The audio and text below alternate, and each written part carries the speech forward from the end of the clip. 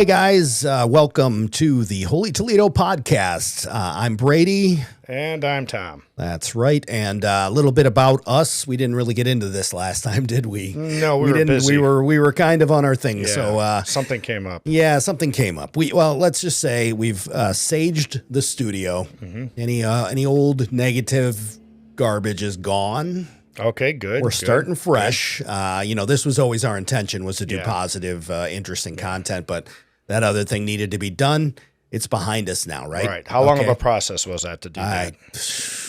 For me? Yeah, to do the room or whatever. The process, saging, maybe 10 or 15 minutes. Oh, okay. It was, we, brought in some sage or something like sage. I don't know, burned it. And, it's more, it's like it's a thoughts thing, like what you, an intentions thing, I guess. You decide that I don't want this negative energy here anymore. It's, the sage is more of a symbol or that kind of a thing. Yeah, well, would it hurt? Yeah, it doesn't hurt anything. It certainly doesn't hurt anything. No, not at all. The subject of our last podcast frequently saged her trailer, and it didn't make her go away. So, I don't know. But anyway, we're going on to positive things this time. A little bit about me for our viewers. My name is Brady. I am a independent filmmaker, writer, creator, drone pilot. I have a background as a 911 operator, an EMT, dispatcher, and a nurse. I was an ER nurse for quite a few years. Now a hospice nurse, and trying to, live a more positive and less drama-filled life. Last year that was impossible, but now I'm in a place where I can live in a positive way. So that's what I'm trying to do. Why don't you tell them a little bit about you? Not much, really. I do have a similar background to you as far as production and going way back. We could talk about the current stuff later at some point. TV, video, radio, through people just peripherally, but not really a whole lot. And a drone pilot, right? Yes, definitely. If I'm allowed to say that. Yeah, so people don't laugh. Well, it is what it is. My 7-year-old son is a drone pilot. Technically, he doesn't have his license or anything, but you don't need one. He's 7, and he's pretty darn good at it, frankly, I think. Right. For a 7-year-old, he's great. He's amazing. Yeah. So we're moving on to different topics. We're both born and raised in Toledo, Ohio. Mm-hmm. We live in Toledo, Ohio. That's where we're based. That's what we're talking about, but it's not, we're going to talk about some subjects here that are not just Toledo subjects sometimes. And if you guys have anybody who's watching has any ideas for future podcasts, or things or subjects, we are going to try to do some segments on some local businesses because there's so many cool local businesses and anymore with the economy being the way it is, we really need to support our local businesses if we can. So, that part of it might not be of interest to somebody who's watching, in another country or another part of the country, but we're going to try to keep it interesting and talk about things that would be interesting to everybody. I imagine we'll have a little bit of a built-in audience from Toledo, but it's not just about Toledo. Holy Toledo is a funny name, and it kind of references how we are kind of, I don't know. It's kind of like, we're going to talk about Scranton, Pennsylvania. It's kind of like Scranton, Pennsylvania, where they make a joke about it being kind of like a goofy place. Every once in a while on TV, you'll see somebody say, he was from Toledo, and then everybody's like, oh, okay, I get it. It's like a joke, right? Oh, big joke. We're the armpit of the United States or something. But we're really not. There's a lot of really cool stuff here. There's, I was born here, so it's not like I moved here and chose to move here. Right. My wife moved across the country to be with me, though, which so it can't be that terrible here, and she really likes it. Well, she doesn't know any better. Fair enough. So what's the topic? The topic today is apparently there's a new spinoff of the show, The Office, the U.S. version. That is, I'm going to turn my headphones down a little bit. Sorry. That is set as a joke, and that's the Scranton, Pennsylvania thing, because that's where Dunder Mifflin was, right? Yeah. It's set in Toledo. They're not shooting it in Toledo, is my understanding. There might be some Toledo shots, I would imagine, like in the intro of The Office. There's some shots, But my understanding is they're shooting it in L.A. with a lot of Toledo information. So that it's going to be interesting and fun. It's called The Paper. Have you heard about this? I only heard about this today, this morning. What did you hear? Tell me what you heard. I heard that they are going to release it in September through the Peacock channel, and I didn't even know that anything like this was in the works at all. I hadn't heard about it until yesterday. I think Toledo Film, which is our local or area regional film, what do they call it? A film commission. They put something out saying that we can finally talk about it. We've been helping. I guess they. It says last year they were in touch with the production and assisted with sourcing authentic Toledo brands, memorabilia, and sharing stories of Toledo specific culture. So you know what, Mud Hens. That's our local minor league baseball team, and then what's the hockey team? Yeah, the Walleye, right? Yep. Walleye. Yep. Those kind of things. I would think. Hopefully, Tony Pacos. I would think. I mean, all the MASH Jamie Farr stuff. You know, you would think. If anybody who doesn't know, Jamie Farr was born in Toledo. He played Klinger on MASH. He was the one who cross-dressed in an attempt to get ruled as crazy. To get kicked out of the Army during the Korean War, right? Korean War, yep. So he was born and raised in Toledo, and he managed to get a lot of references to Tony Pacos, which is a hot dog joint based in Toledo, into MASH back in the day. So I would assume that I hope that Tony Pacos comes up. I mean, Tony Pacos is pretty awesome. It's liable to probably... I would think so. I do know that Jupe Mode, which is a local printer, they do like shirts and designs. They do like screen printed designs and things like that. That they said to look for their stuff. So it sounds like they know that they must have provided some things for the production. I don't know what. They do like 419 shirts and things like that. Exactly. Somewhere in the 419 area code. So it'll be interesting to see what exactly that turns into, but the details that I have on this so far. Now they have not put out much, so no, we're not going to be giving you a treasure trove of like crazy amounts of information. But I did scrape the internet for what I could find. I also got reached out to the Film Toledo, and those guys are awesome. The film commission here. They sent me a packet of the information that they had, which again was very limited because it's we're dealing with NBC. This is an NBC production for Peacock, the streaming channel. So they didn't really, they're not putting much out. I mean, they're putting out just enough. They did their teaser. When they do the big announcements and they show what shows are coming out, they announced it at that. Okay. But so it says it's the documentary crew that immortalized Dunder Mifflin's Scranton branch returns finding a new subject in historic Midwestern newspaper and the publisher trying to revive it. So it's set in Toledo. It's a mockumentary in the same universe. So, I mean, you never know, Dwight Schrute could show up or something, right? As NBC's Emmy Award winning The Office, which features the documentary crew. So it's the same crew supposedly that shot the Dunder Mifflin stuff. I mean, this is a mockumentary, so it's written, but it's supposed to look like a documentary. We have a little experience with that, don't we? Yeah. Yes, we do.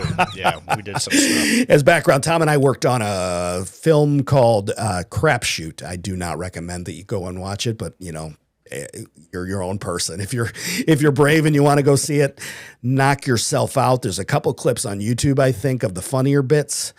And I don't want to badmouth anybody in particular, but we went and shot some stuff we were basically production guys. I was supposed to be the director, but I was pretty much just, shooting what the writer wanted. That was a long time ago. It was a very long time ago. Oh my gosh. I think this wasn't even HD. This was probably 640 by 480 video. 720. 720. Okay. 720. So we were almost there. We were getting, it was HD at the time. Right. Yeah. So we went and shot that out in Vegas and out in LA and did and there were some funny bits. There were some really funny bits in it, honestly. But, I had creative difficulties with the creator. So we ended up splitting on that. But, and it got put out without, the stuff I shot is in there, but I was going to edit it and everything, and that didn't happen. So, anyway, that's our experience of shooting a mockumentary. So this supposed documentary crew, this fictional documentary crew that shot The Office is now looking for a new subject. They've come to Toledo, Ohio, to this failing historic newspaper called The Truth Teller. and the publisher is eager to try to revive it. And it sounds like from one of the sources that the paper's only shot at staying in circulation is to recruit a number of volunteer reporters. So that's the idea, the basic premise of the whole thing. Yeah. It is supposed to be exclusively on Peacock in September. IMDb, this September 2025. The IMDb lists premiere date of September 18th. So September 18th, 2025, it should be out. Dom Hall Gleason is one of the leads. I don't know a lot of these actors, if I'm honest with you. And I'm a movie guy and a TV guy. Right. Dom Hall Gleason from Ex Machina and About Time. Sabrina, oh God, I'm not going to mess this name up. Impasciatore from The White Lotus, which I have also not watched. So I'm like really failing on this cast. Let me just tell you. Sounds like a chick film. I'm not sure. Oh, hey, The White Lotus is a TV series, I believe, and I believe it's kind of naughty, but I haven't seen it. So Chelsea Frey, F-R-E-I, from Poker Face. Melvin Gregg of American Vandal. And I'm not even going to attempt to pronounce this guy from League of Their Own, or girl. I don't know. Gbemisola. I have no idea how to say that. Akumalo. Alex, I'm sorry. I'm not trying to be insensitive. I just have no idea how to say it, and I don't want to do it wrong. Alex Edelman, who was in Just for Us. Ramona Young from Santa Clara Diet, and Tim Key from The Witchfinder. I don't know. Dom Hall Gleason the name is familiar, and I have seen Ex Machina. But I've seen a picture of him. He looks familiar. I'm not an expert on any of these people, so I'm not holding myself up as one. And I really do apologize to the person from League of Their Own. I just don't know how to say it, and I don't want to butcher it. Recurring though is apparently Oscar Martinez, which is a character's name from The Office. Oscar Nunez in real life. He's going to be a recurring character on this show. Like he must have gotten relocated from Scranton to Toledo. I don't know if that's a trade up or a trade down. We're going to say a trade up, darn it. See, you'll do better in Toledo. To be fair, I'll say trade down. You could say trade up, and then there we go. And it evens out, just like on Seinfeld. Exactly, it evens out. I like it. Yeah, there's some other people that are going to have recurring roles. Dwayne Shepard Sr., Alan Havey, Nate Jackson, Mo Welch, Nancy Lenahan, Molly Ephraim, and Tracy Letts. But what I found, one of the things I found interesting, because we don't have a lot to go on this whole thing, so we're going to digress quite a bit here and there, is that so Greg Daniels, who created the Office in the U.S. version, not the British version. Right. He is one of the creators, but the other creator is Michael Coman, who was a co-creator on Nathan For You. Oh, yeah. We were just talking about him the other day. Yeah. So Nathan Fielder is, I love Nathan Fielder, and I probably have the weirdest sense of humor, and I know you have a similar sense of humor. I was trying to show the wife some old Nathan For You episodes to try to see, like, because we're so much alike, does she get this, or is this just stupid and annoying to her? And she seemed to kind of get a little bit of a kick out of it. She was on the fence a little more than me, but she did kind of get a kick out of them. Nathan For You is, I think it was it originally on HBO? It's on HBO now or Max streaming. It's Max, right? I don't remember. Yeah. Yeah. Nathan For You is this crazy, weird, like tongue-in-cheek reality show, and I would say mockumentary reality show. Probably. It's hard to say. Yeah. You can't tell how much of it's real. It was like 10 or 15 years ago they shot this, right? It's really hard to tell what's real and what's staged. I mean, obviously they're going for the comedy. That's the thing. But it's some really wild, weird, crazy ideas. He kind of plays the Marcus Lemoyne, going out to fix up these businesses that are failing with his genius ideas, but his genius ideas are usually crazy and weird and out there. And yet you're kind of like, oh, well, that's an interesting idea. It's the kind of ideas that we would talk about over coffee or a cigar. And then we would just know enough to keep them to ourselves, because in real life they probably wouldn't work, but they're funny. You know what I mean? Yeah. So in one of them, he creates he takes this failing coffee shop. Man, I'm saying a lot. He takes this failing coffee shop and He tries to help them, and then in the middle of it, he abandons the coffee shop owner entirely and launches his own dumb Starbucks. That's the name of the rest. That's the name of the place, and they're all in their green aprons. It looks exactly like a Starbucks, but the word "dumb" is over everything. So it's dumb Starbucks. You know, little dumb, big Starbucks, dumb lattes, dumb. You know, everything just has the word "dumb" before it, and that's the difference. I don't know whose coffee they're serving. I don't. You know, they probably even bought Starbucks coffee. I have no clue. But you know, at first, the people that come into it are all people who have who thought it was Starbucks because it looks like a Starbucks. Yeah. And eventually it gets on the news and everybody thinks maybe it's like a Banksy thing and everybody's lining up just because they want a cup that says dumb Starbucks on it, and they're selling them online, according to him anyway. They're selling them on the cups online for, you know, hundreds of dollars and stuff. I mean, just because you're selling it doesn't mean you sold it, right? Right. But that's the story. And it's just wild, weird stuff. He does one that we love. Do you want to describe the Claw of Shame so you can you do such a better job at describing it. It's Tom. One of my favorites. Well, I'll jump in when you get us started. No, all right. So it's kind of like, I see it like a David Blaine special or like a David Copperfield special where he's going to do the big stunt at the end. And it's kind of like that where they're constantly building this thing up that's going to happen. And then we'll go to commercial. And then, you know, they got to come back and they got to recap and build back up again. Yeah, they over tease it basically. Right. It's like crazy teased. And it's one of those with the crane shots, you know, where they're talking to the live footage. It's not even probably really live, but they make it look live, you know. Look like the live part when they're doing the end is all on crane shots and all like very well figured out, choreographed and everything. It's hilarious. It's hilarious if you've watched that kind of show because it's in my mind, a direct parody of that sort of thing. He feels like he's directly parodying, like, you know, David Blaine's going to hold his breath for 7 minutes.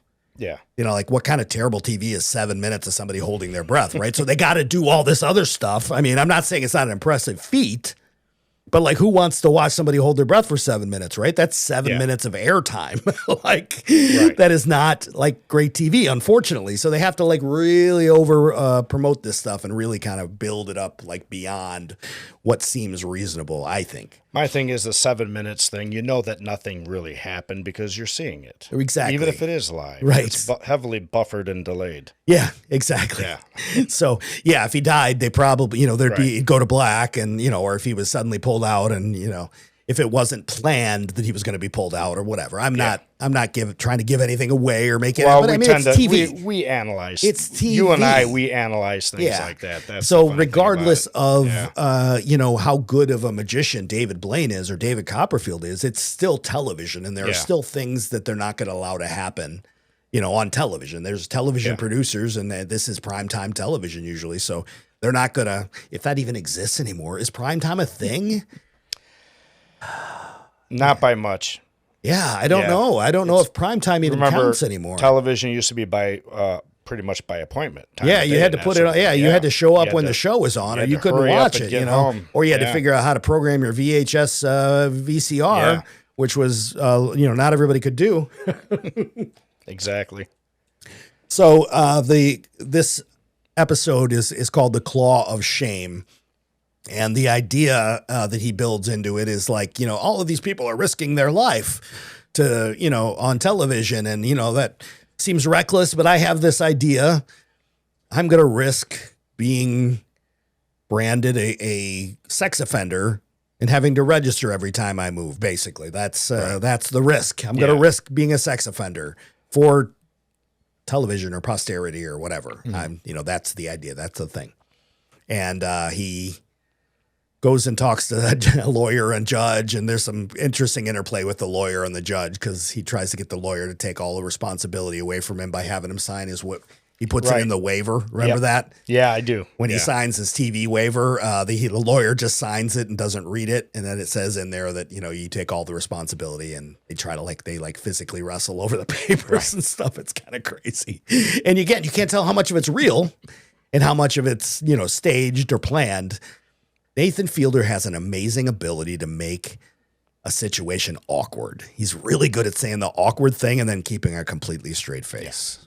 Yeah. And I love, like, you have a very dry sense of humor. You can say some kind of ridiculous things with a straight face. And I don't have that ability, man. I am like giggling in my head already. Do you know what I mean? Like, it's funny. I'm thinking about how funny it's going to be and I can't keep it in. Yeah, it depends on what it is. I'm not a good practical joker. You know what I mean? I can play a practical joke on somebody if it's like leaving something somewhere and then I leave. But if I'm there, I'm going to be like, you know, go and look over there. I can't wait. So I'm not great at that. That's not my thing, but you're really good at that. And Nathan Fielder, it's kind of like old Ellen DeGeneres, back when she was like on shows, like when she was an actress a lot.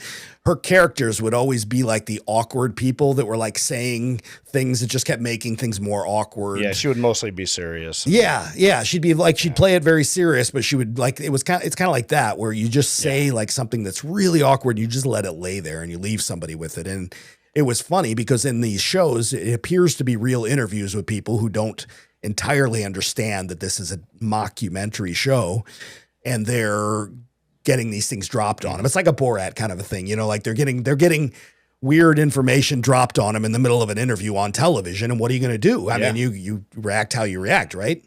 So I find it really entertaining. I enjoy watching Nathan for you, but why don't can you finish up with the Claw? What that episode happens? Well, the Claw, people don't really know unless you've seen it. It's this robotic arm that part like you would see in a factory or something. Yes. That was programmed a certain way, and he had to beat the clock. I forgot what under a minute or something, like 90 seconds. I think 90 seconds, and he would have to basically hurry up and get out of this.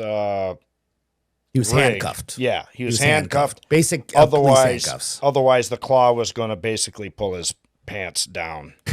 Right. But and the expose risk, him. Yeah. Right. The big risk was actually the fact that if he didn't get out of the handcuffs in time to stop it or to press a stop button, it was a big stop button, that the kids would see it. Right. Yeah. He asked the judge. Yeah, I think he asks a judge at some point. The judge is smoking a cigar. Yeah. And he asked the judge, so would it be better if it was kids? And the judge is like, I don't think I want to answer that. Better, what's better? Yeah. What are we talking about better? Like he's trying to, but he sets him up and gives him like the elements of the crime. If you're a lawyer or a cop, you understand that there are elements to a crime that have to be proven in order for you to be guilty of a crime. Well, at least there used to be when checks and balances existed. There has to be intent. Yep. Or in this case, I think reckless disregard was what he was trying to make sure got proven. And then there has to be the act itself, right? Yeah. So like if it happened accidentally, if your pants fell down when because your belt broke, there's no intent. There's no intent. So you're not guilty of indecent exposure. But yeah, so he asks the cop he asks the lawyer, judge, geez. Yeah. He asks the judge, what would be better. And of course the judge is, not gonna tell him that.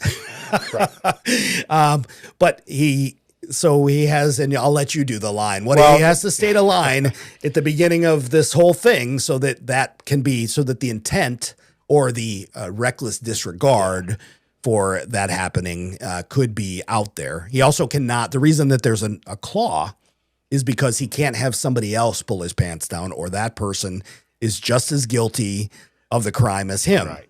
Which is just all very convoluted and hilarious and weird. But what's the thing that he says? Well, he had to read a statement to show intent. Right. That he and culpability, that he was going to do something on purpose. Right. Or that he would be responsible by saying something like, something might happen here, and if it does, so what? I love that. Yeah. Something might happen here, and if it does, so what? Basically, yeah. Yeah. Like, and I mean, that's reckless disregard. And I guess that made it legal. The legal, yeah. That's what makes element. it. Yeah. That's what makes it. That's one of the elements. So he's proven that element. There's a cop standing there watching it, so he can observe it and arrest him for it. And I'm pretty sure that cop is an actor. I'm pretty sure I've seen him in minor roles. Oh, really? I'm not sure. Yeah. But I'm pretty sure that cop is an actor. But it doesn't matter. It's the idea of it is so bizarre and funny, and it's such an on the nose, like parody of the real, of the real thing. Speaking of parody, that's how we got away with the Starbucks thing. I forgot to mention that. Parody law was the concept. At least that's what they were saying, because if you're making fun of something, you can, like Saturday Night Live, you can get away with, stealing their logo, using their logo, and then you're parodying it and not stealing it. Right. They ended up getting shut down eventually, though, because they didn't have the health. It was basically an art installation masquerading as a restaurant, which is interesting and funny and weird and whatever. But I mean, it's definitely I definitely recommend going back on, what is HBO called nowadays? Max. Go on Max, the streaming service Max, and you can watch all the old episodes of Nathan For You. Nathan Fielder is a genius. Anyway, apparently his co-creator is Michael Coleman, and he is one of the producers of this new show that's set in Toledo, The Paper. Yeah. So that's back to we do digress, but we come back eventually. We just lost video for a second. What happened there? I'm not sure. Weird. Okay. We'll have to look into that. It's all right. No problem. I just wanted to make sure that we're still up. Yeah, we're still going. We are. Okay, good. That camera isn't. What? Which one? That one. Number 2. Huh. That's interesting. Let's well then. Let's take a break for a second. We'll be right back. And we're back. Thank you for bearing with us through those brief technical difficulties. Yes, thank you. Where were we, Tom? We were talking about Nathan For You and about obviously we're talking about The Paper, which is the spinoff of The Office on Peacock. Going to be coming out at the end of September, mid-September, and it's set in Toledo. Yeah. Which is pretty cool. I don't know if they've done any shooting. I'd like to find out if they've done any shooting, like for at least, for like an intro or maybe for exterior establishing shots and stuff in Toledo. But anyway, it's set in Toledo, Ohio. So if you're into, Toledo, or if you live in Toledo, of course, you're going to want to check it out. It's a Universal Studios production, by the way, division of Universal Studio Group. Universal Studios also produced the movie that we're going to be in as extras, which we can't talk a lot about, but we're definitely going to do a podcast when it comes out. We're going to have to do a podcast. We'll see how it goes. We're waiting. It was supposed to be released in April, I think, right? April like April 18th. Yeah, it's weird. They're both the 18th. I think it was April 18th. It was supposed to be released. It's called Eeny Meeny. It was being shot under the name Stick Shift, but I think Eeny Meeny is the title they're going to release it with. That's what they got on IMDb. That's what's on, Samara Weaving is in it, and we got to see her and kind of, I don't want to say hang out with her, but we got to at least be around a big star. She's in she's in some movies that are out there, including the Scream, the series of Scream movies, and I can't remember the name of the one. Oh my gosh, it's like a Anyway, she's in some like horror, like cool horror movie stuff that I have seen for sure, especially after we got to work with her. But we're just extras. We're extra. Tom was mostly security, honestly. I think I was working. Yeah, because they shot at the studio. They shot at the casino here in town, and Tom works at the casino. So he got to provide some security, but he got to see some stuff that I didn't even get to see as an extra. So that was pretty cool. It was very cool though. They had it all decked out like it was a real movie production. It was not like a little independent production. They may call it an independent film. I don't think so. But I mean, they had a whole like production lot set up in the back. It was crazy with all the tents and all. I mean, a whole tent city or whatever they call it. It was very, very cool. It was nice to be involved in video villages and tent cities. Villages, tent cities, the whole thing. I mean, it was all there. They had the porta pot, the what are they, trailers, the big trailers for the celebrities, and then the big trailers with bathrooms, and I mean, everything was there. It was a real movie set. It was very cool to be there. We were just a tiny, tiny part of it. But we got to peek behind the scenes, and we're production guys. We're filmmakers. We like doing independent stuff. Look for Low Fidelity Productions online. Some of it's kind of embarrassing because it's old now, the stuff that we've shot. But we've shot some independent feature like shorts and stuff. I forgot about that actually. Yeah. So Low Fidelity Productions is us. That's our a couple of us and a couple other friends just making some movies here in Toledo. Nothing lately. No, it's been a little while. Oh, yeah. Yeah, the most recent was Cosmic Roofies, though. You should watch Cosmic Roofies. Search for that phrase on YouTube, Cosmic Roofies, and it's a funny little short. It's only 3 minutes long. Yeah. I mean, you got 3 minutes, right? If you're watching this, you've got 3 minutes to spare. You've got 3 minutes. Well, wasn't that a submission piece or something? It was. It was a submission for the reality show On the Lot, I believe. That was the idea. Okay. That's why it's 3 minutes long, because that way we were cramming it in. We had to really shorten it and edit it down to get it into 3 minutes. But that was the requirement in order to edit. Mm-hmm.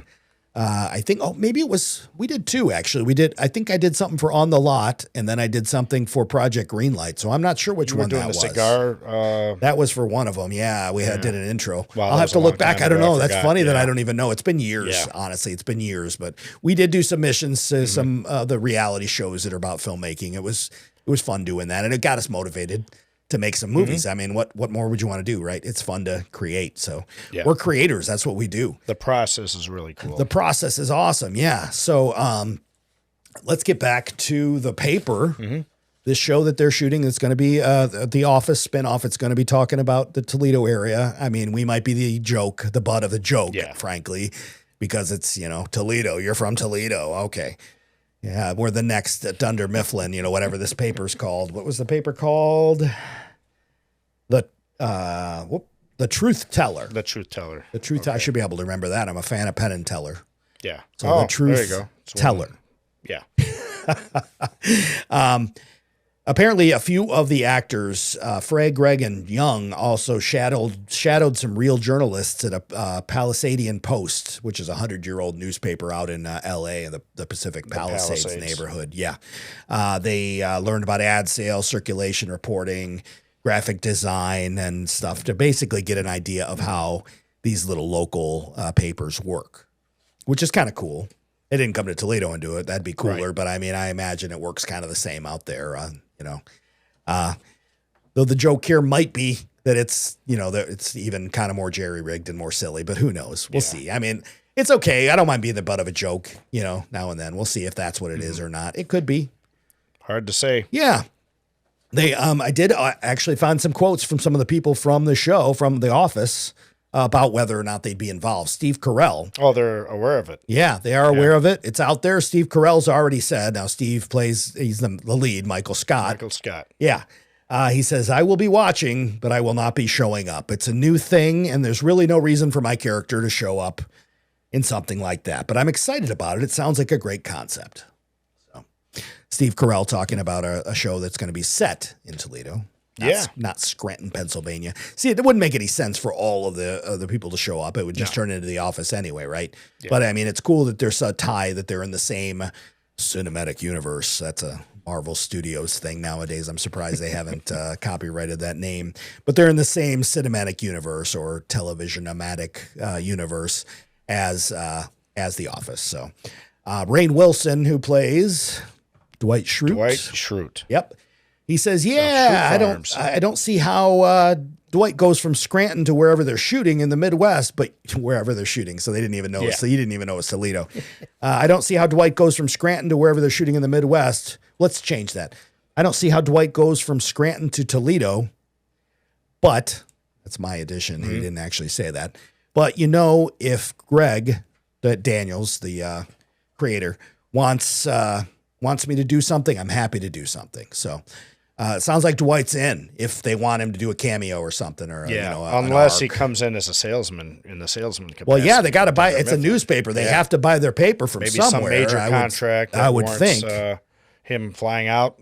It seems like it would make sense to me that they're. I mean, it's a newspaper. They need paper. Yeah, they're going to have to get in touch with Dunder Mifflin at some point. Even if it's just not actual newsprint, because even if they go with another company, they got to at least be sold by Dunder Mifflin, right? You would think. I mean, that's my hope. Yeah, let's hope for that. Let's hope. John Krasinski, Jim Halpert from the show, said he would do anything for The Office creator and paper creator Greg Daniels. So that sounds like a possibility, and he's in.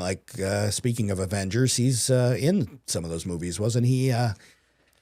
Didn't he play Reed Richards or something in one of the? I don't even. God, I'm letting you know how ignorant I am about Marvel movies. I watch all the Marvel movies. I'm just not a huge Marvel guy. Like I'm not like putting all the dots together and figuring things out. I see them all. They're part of popular culture, but I enjoy smaller movies. Right. I don't know. It's not that I don't enjoy the big budget. It's that I enjoy movies where there's like one protagonist and one person who's, you're following their story and you get involved with. When there's like 50 superheroes battling it out with each other, I get lost. It's ADHD is probably what it is. I'm like, I have no idea. I can't follow. I mean, it's not that I can't follow. I just lose interest. Yeah. You know what I mean? Like, okay, great. Iron Man is fighting with, like they're all out there fighting. Too much going on. Too much. Time, yeah. It's sometimes. For those of us with ADHD, let me tell you, that's too much. So I would rather see, I'd rather see an Iron Man movie and a Captain America movie and an Incredible Hulk movie, than see them all together. And I get that they're trying to make as much money as they can and make these huge movies and these huge blockbusters. That's cool. But it's not really my thing, if I'm honest. It's just not my thing. Yeah. It's okay. Although the rest of the world seems to like it an awful lot. All right. Yeah, I'm okay with that. Let's see. Film Toledo. Okay, so so Juke Mode did already acknowledge that they probably have some stuff that's being featured or, at least is being used as set dressing or maybe clothing, wardrobe, who knows. And Film Toledo says that they did hook them up with some authentic Toledo gear, brands, memorabilia, Toledo specific culture stuff. So that's cool. I don't know what do you think is Toledo specific culture besides the mud hens, besides the walleye? I don't know, the zoo maybe, and we got a good zoo. We got a great have? Zoo and a museum. great museum. Yeah, Toledo Museum of Art is world class. So is the zoo, frankly. Yeah. There are some bigger cities that have much worse things like that. We have a good library system, I suppose, but I don't know how that would. Yeah, I'm not totally sure, but I would say the zoo and who knows. Yeah, I wonder what is Toledo? I guess I've been here. I'm gonna have to ask the wife. She came from Arizona and is, kind of an outsider more. So she might be able to like characterize because she's really into Toledo culture. Yeah. This is her shirt, to be honest with you. I got this for her because she loves the "You Will Do Better in Toledo." Well, yeah. I don't know. I'm a little more jaded sometimes when it comes to that stuff because I'm born and raised here, man. Well, I mean, it's just one day after another. I mean, it's nothing new, is I guess what I'm saying. So like, it's easy to not like get excited about where you're from because you're just from there. Yeah. There's nothing wrong with Toledo. I like Toledo. I love my life. Mm-hmm. My life's good. I mean, plus I love, and this is probably a preview of a future episode. We're living in the old West End now. We being me and my wife, not you. Tom doesn't live with me. We're close, but we're not that close. No. How long have we known each other, Tom? 35 years? 30 plus years. Yeah. Probably about 35 by now, I'd imagine. Yeah. Yeah. Cause we met when I was probably 18 or 19 years old. It's been a long time. But we've known each other for a really, really long time. So, excuse me, and I completely ADHD squirreled off and don't even remember what I was about to say about that. We've known each other for a long time. What was I talking about, Tom? Oh my God. Wait till you're on camera and then forget what you're talking about. You were about to say that we've known each other too long, maybe? Is that it? That could be it. We've known each other for a really long time, though, and I was coming from somewhere else before that. I don't remember what I was talking about. Oh, about you live over here. Oh, yeah. I'm in I live over there. So I've got the house now in the Old West End, which if you're not familiar, if you're not from Toledo, the Old West End is an area in Toledo, Ohio, that has the largest concentration of Victorian-era homes of anywhere in the world. I believe anywhere in the world. I guess, that would be limiting. You're not going to find a Victorian-era home in China, for example. But, it is the largest concentration of these big, beautiful dollhouse houses, right? In fact, we're in the attic right now with our blown-out stained glass window in the background there, which unfortunately is overexposed at the moment because we're underexposed and it's we're still making adjustments right now. We're working on the technical aspects. All right. So things are getting better.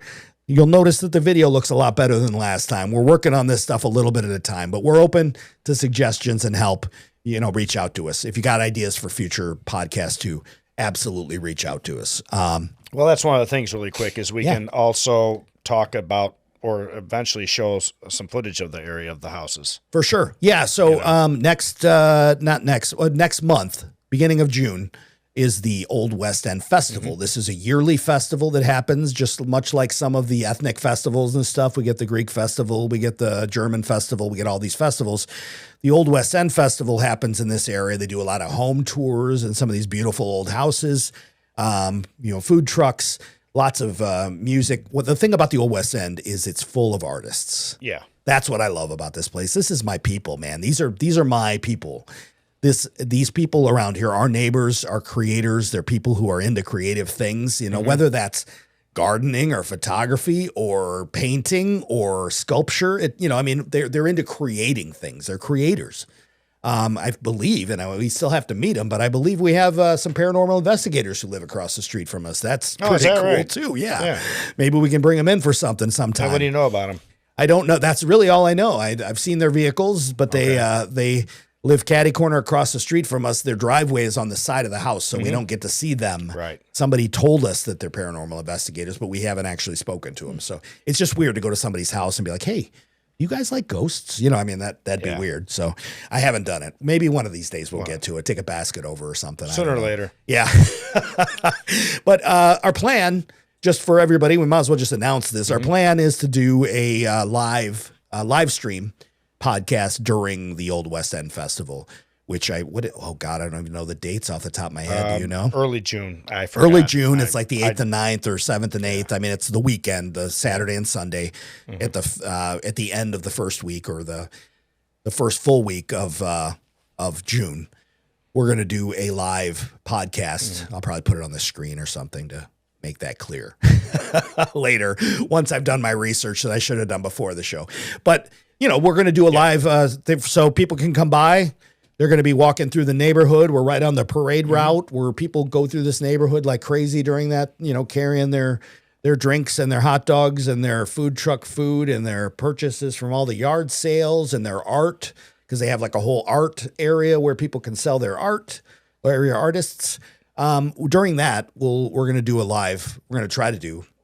I don't want to announce that. I guess I shouldn't promise anything. The goal is to try to see if we can get everything. We want to do a live stream from the porch here while their people are coming through the neighborhood. So we had some technical difficulties today, and frankly, got started a whole lot later than we planned on because of all the technical difficulties. But we're rolling. It's going all right. How are we doing on time? Where are we at? Actually, we are. I know we had a little setback there. Yeah. I don't know, 40 minutes, something like that. That's cool. All right. So look forward to that. That's going to be something, and it'll be a good chance for us to talk about, maybe you've done a little more research on the Old West End, and we can talk a little more about the details about what's so cool about this neighborhood, while we're doing the live thing. Yeah, did you mention that they also have tours? They have tours. Some of these houses that they open up. Yeah, so people will open up their houses and let people come in, and they'll give them tours of these beautiful old refurbished houses. I mean, it's the nature of the neighborhood is, anybody can buy a house, right, if they can afford it. So some of them are fixed up and some of them are kind of dilapidated, but there's an awful lot. And it's a very, very tight neighborhood. In fact, we can. Well, let's scoop the local news and say they were chasing some criminals through the neighborhood for something. I assume it was just a traffic thing where they bailed, but the police were looking for. They were canvassing the neighborhood. Yeah, they were looking through the neighborhood the other day, and this happens everywhere. This isn't because we're living in a bad neighborhood. It's just it happens because we live in Toledo. Right. Hey, you'll do better in Toledo, bro. Yeah, sure you will, pal. Yeah. Okay. Well, I like Toledo. I'm happy here. Yeah. My life is pretty darn good, man. Well, my taxes went up, so I'm a little. Okay, so you're just bitter. It's we have to go. We have to disagree on something, or this is going to be the most boring show ever. So it's probably good that we disagree on some things. We won't talk politics. More about that later. No, this is just tax thing. Just a tax thing. Yeah, we won't get into politics because I think that would be messy. But they were chasing the police literally found. I just found out some more information today. Oh, did you? Okay, our next door neighbors. Yeah. There's a couple ladies who live on the corner. They saw somebody. It started with them seeing somebody hiding behind their van. It looked like they were stooped down taking a picture, but they were stooped down hiding from the police. I have no idea.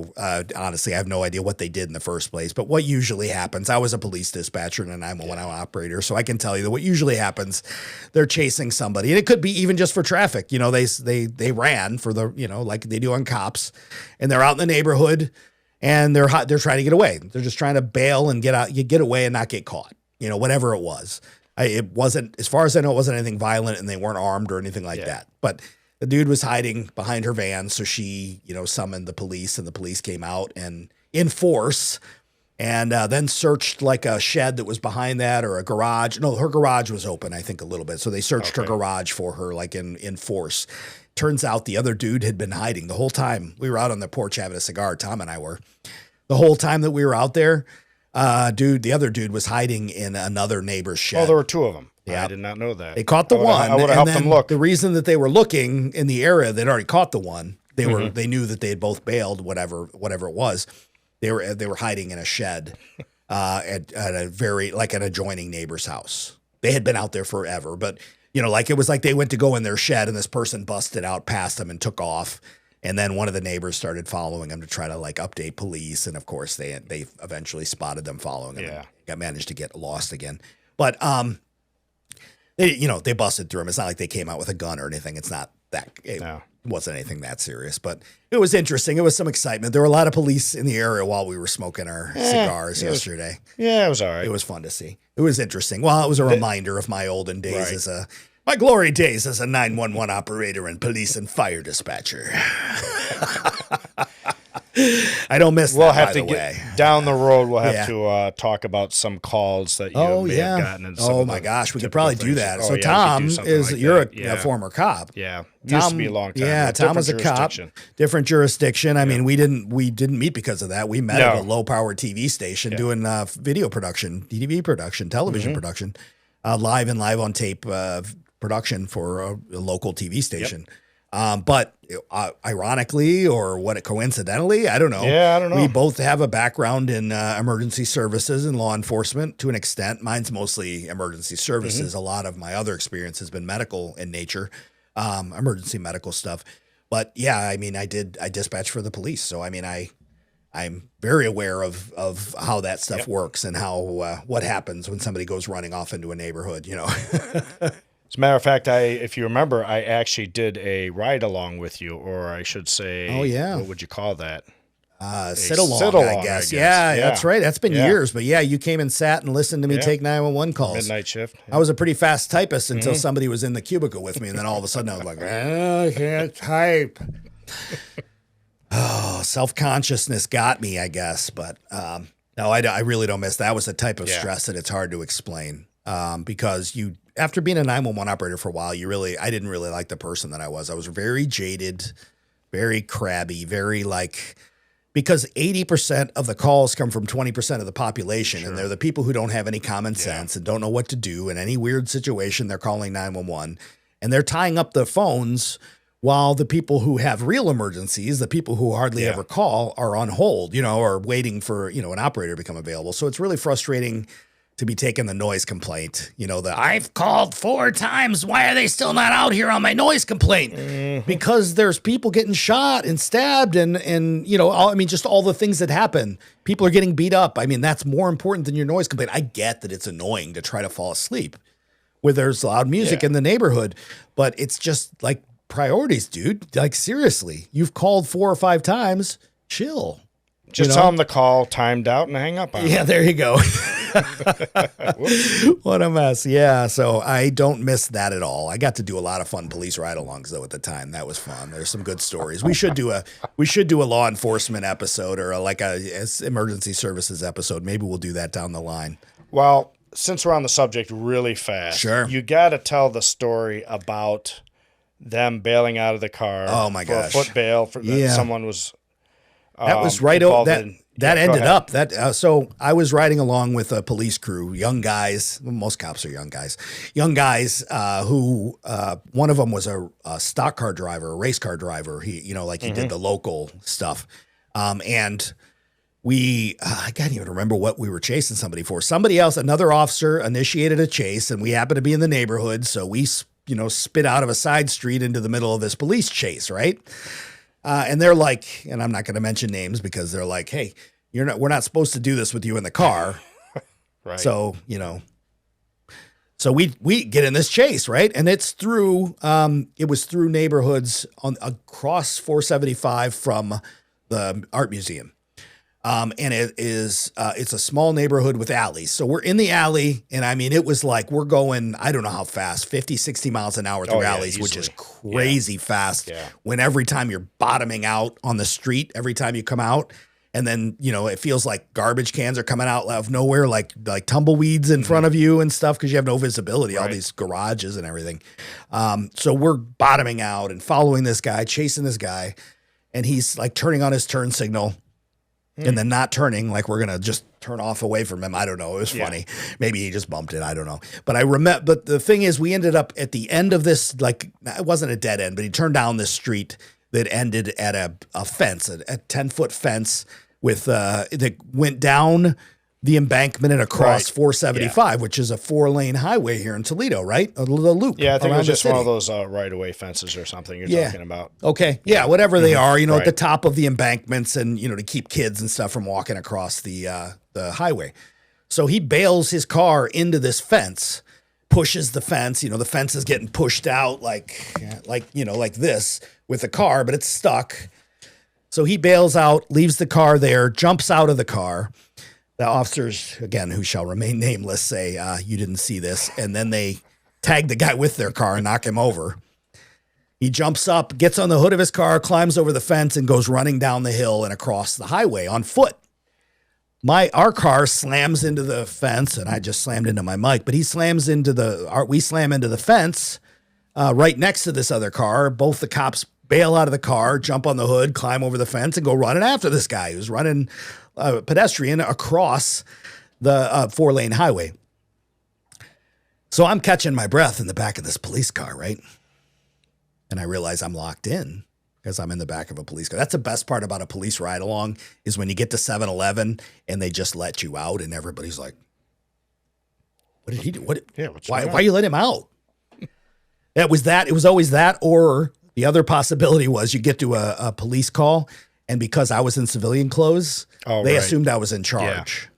Yeah. So they would sometimes be like, "Oh, go talk to him. He's the detective," And then if they didn't want to deal with somebody, but anyway, they run out, and I'm sitting in the back of this police car, locked in the police car, and other police cars are pulling up because it was a big police chase. There were probably 5-6 cars at least actively involved in chasing this guy, plus maybe paralleling it on other streets. And I realized that the police car is still in drive.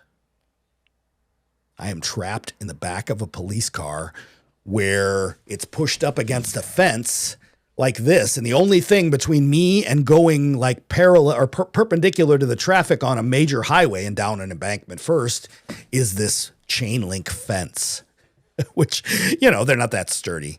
And no. I don't, it's idling. It's granted nobody's foot's on the pedal, but I got a little worried. And I will tell you what, they have those slidey deals, the partitions that keep the bad guys in the back from like spitting on you and smacking you in the back of the head or whatever, stabbing you. I don't know, whatever. If you didn't not have weapons. If you didn't search them well enough, I squeezed my fat ass through that little window that was open because, I wasn't a prisoner. So they had the window part in the middle open, but I squeezed my ass through there and put that car in park while all the police that were pulling up were watching me probably. And they didn't know I wasn't they didn't know I was riding along. They could have assumed I was like half thought I might get shot or, whatever. I mean, that's paranoid. Obviously that wouldn't happen, but in my head, they might have thought you got out of your cuffs or something. Right, exactly. Yeah, they would. They might have thought I was going for like the shotgun or something. There's shotguns in those cars. So, but yeah, suffice to say, I managed to get the car in park, and eventually somebody figured out I wasn't a prisoner and let me out. And they caught the guy. At least one of it was just one guy. Yeah, they caught the guy behind the. That's how I know it was across the highway from the art museum. Is they caught the guy right behind the art museum where the parking is. It's Toledo Art Museum. Nice. Yeah, this was years and years ago, decades ago. I remember that. It was a very long time ago. But what a weird story, and how many people get to like experience that? Like that was, I'm pretty sure I got paid for that. Probably so. Because we would go to work Usually they would, sometimes, and if they had like a ton of extra people, if they had extra people more than they had like positions, they would say, does anybody want to go on a ride along? And I was always like, yes. Like I can go on a ride along and make the same money as I make as at a stressful job where I have to deal with people screaming at me and calling me names. Yes, sign me up. I'll go. Yeah. So I'm pretty sure I got paid for that. I still like to get paid for stuff. I like jobs where I can get paid to poop and pee and, do things like that. I like that kind of job where I can get paid for things that I got to do anyway. Shower, anything like that I've got to do. If you could pay me for it, that's better. Right? That being said, we're not getting paid for this. But I enjoy talking to you. Yeah. So, well, there you go. Yeah, I'm more than likely you did get paid though, because they would want you to see from the ground level what goes on, because you're at the other end. Yes, yeah, and that was the idea, and I don't know that they ever got around to it because they were talking about having officers come up and sit with 911 operators so that everybody could kind of get a better idea of what was happening that they weren't involved in, the parts that they weren't doing, what was happening, which is a good idea because then you have more of an understanding for why things are the way they are, and you're not in your car going, "This stupid dispatcher," or whatever, or you're not behind the mic at the dispatch center going, "This dumb cop," blah blah blah, because they're in a lot of they put themselves at a lot of risk. These guys go into situations. They hear gunshots at in a public place, and they're walking into it with nothing but a sidearm because that's their job. So I have a lot of respect for police officers and what they do, but and I did my best to make sure that none of them were hurt under my my dispatching, to make sure that I kept my officers safe. It was a cool job. It's just stressful, very stressful. It's a lot of responsibility. I can imagine. Yep. Yeah. Oh, so that was quite a digression, wasn't it? Yeah, well, just a little side story. It's kind of interesting story and funny at the same time. The cars and gear. We have lots and lots of interesting stories, and we'll probably just tell them as we go through this, and whatever order. Are we okay? Did we lose our thing again? Yep. All right. Well, let's just get overheated. All right. Let's just keep going for now. We'll figure it out. So anyway, our main. Where are we at on time? We're probably about an hour in right now. Okay. The main reason we came here was to talk about the paper. It's a mockumentary TV show going to be on Peacock, set in Toledo, Ohio, not shot in Toledo, Ohio, to the best of my knowledge, shot probably in LA, but they're going to be talking and repping Toledo with some, Toledo gear and Toledo. Remember that slogan, "Shot in Toledo"? Shot in Toledo. One of the projects. What was that? Yes, Injustice. We shot. We shot a trailer, a fundraising trailer for a film called Injustice. Is that a pretty cool poster? Actually, maybe I'll throw it up on the screen. If you have the poster is a police officer in uniform being booked into the county jail. Holding up the booking sign and everything. That project, it wasn't the slogan for the show, but for like fundraising and stuff when we were trying to raise money locally, we had the idea of having shirts made up that had the Injustice poster or logo on the front, and on the back they said "Shot in Toledo" and then had a couple bullet holes. Right. Yeah. Yeah. Which was kind of a cool idea. You came up with that, right? Probably either me or Chris. Chris DeSandro was our art director for a lot of stuff. And it's definitely very wasn't me. That it was his idea. Everything we did was a very much a group thing. We were a hive mind. There was no taking credit for much of anything. We had a lot. And that poster was not even my. It was my idea. Right. The image of that was my idea, but I did not create the poster, the image itself. I'm pretty decent with Photoshop, but I wasn't that good at the time. At the time, but yeah, we've done a lot of cool film stuff around here. Definitely check out Cosmic Roofies. That is a pretty. I will. Yeah. Oh wait. Yeah. No. You guys out there in TV land or whatever you call it when you're on YouTube and people are watching you in their pajamas or on the toilet. Are you on the toilet right now? Oh my God, what is wrong with you? I just had to say it. Because there's somebody, right? It's all simple mathematics. Yeah, so more there's than somebody. Likely, there's an. I mean, one out of 1,000. We didn't. Yeah, that's true. I mean, we got like 300 views on our first podcast, and it was a very negative. It was a very negative topic. We're not getting back into it. I don't want to get into that energy, honestly. But it's something I had to do. It's just some privileged ass white guy complaining about some stuff that happened to him. But it's also a warning about a local psychic who abuses her authority and abuses her so-called powers to weaponize. Like, she takes the information that you tell her and will weaponize it against you later in order to manipulate you and do and that kind of thing. And I felt like it was a warning that I can only do so much. 300 people have seen it. Yeah. But that's something. It's 304. I just checked. Okay. Yeah. So, we got people out. We warned a few people. Just be careful. I mean, if you're going to get a reading, it's your call. If you want to give her your money, give her your money. But I just wanted to share my experience, and I think I have the right. There've been people online saying that that's classless and whatever, and that's fine. If you think I'm classless, that's fine. I mean, I have no control over what you think, but this was a year of my life that was hell. I mean, this was rock bottom. If I didn't have a 7-year-old son, I don't know if I would be here today, honestly. Yeah. I don't know. I was really at rock bottom. I lost my mom. I lost my job. And then I ended up in this crazy situation that is detailed over an hour and 20 minutes in our first episode called Kimmy the Psycho. You can go to kimmythepsycho.com or you can watch it on YouTube in our channel here.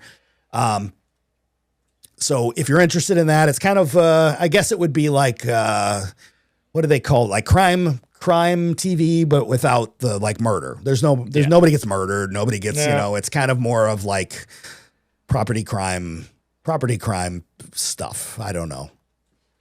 What happened? We just lost another. And we're back again. Sorry, a little bit of technical difficulties there. Our cameras just don't like us very much. They just keep timing out and stuff. We had a light go out. It is what it is. Yeah. But, we're wrapping it up anyway, really, right? Yeah. We're about to wrap it up. I did want to say thank you to the Toledo, the Film Toledo, the regional film commission here. Those guys have been awesome and have helped us out with some information. Not that there's not much information out there about this. Not yet, but I think more will come out before too long. Really, absolutely right. Yeah, we're just trying to get on it because it's Toledo and it's happening. The things that they were able to tell me is that they've already canned the first season. They've already shot it out in L.A. They did shoot some stuff here out, exteriors and stuff, I guess. And when they were in town, they also some of the cast and crew checked out the Toledo City paper and the Blade. So they got an idea, I don't know how many people or whatever, but some of the cast and crew were in Toledo and checked out some They say stuff. how many episodes by chance or no? I did not hear how many episodes. Nope, that's not out there yet that I know of. In fact, IMDb is empty. There's nothing there but a review. But the title, there's no cast, at least at the recording of this, and I don't even know what the date is today, but on the date of this recording, there's nothing on IMDb at all, 13th. Other than the 13th of May, 2025. So explains the technical problems. Yeah, there we go. It is the 13th. Yeah, there's nothing out there. There's no cast. There's no anything. There's no crew. It's just the title and a release date, basically, from what I could tell. But it's a Universal Television production, so much like the Universal production we were involved in, which is very cool. Very interesting. So we're looking forward to seeing that. That's going to be very cool. That's all we got, really. We're going to try to can some more episodes and get some more stuff out there. Again, we're not trying to stick it with that episode 1 stuff. That was just something we had to get out of there and get done. We're evolving. We're figuring out what we're going to do. Our thoughts are maybe we can go out to some local businesses and do some stuff with local businesses because there's so many cool local like coffee shops and restaurants and other businesses around here. Yeah, a lot of neat stories behind a lot of these places. Yeah, and people don't know about them. You know what I mean? And where are you going to go to find that out? So the idea is maybe we can help get some of the word out for some of these places because we got a great coffee shop down here at the corner that I love to go to, and we'll get Black Kite is the name of it. So we're going to try to maybe do something with them. We'll work on some other places. I think we're going to be wrapping it up there for them. That's pretty much going to be it. I'll play the outro unless you got anything else to say. What do you got to say, Tom? Nothing really on my end. No, we'll just we'll get it together. Stay tuned. We're going to be back with more episodes before you know it. You are watching Holy Toledo with Brady and Tom.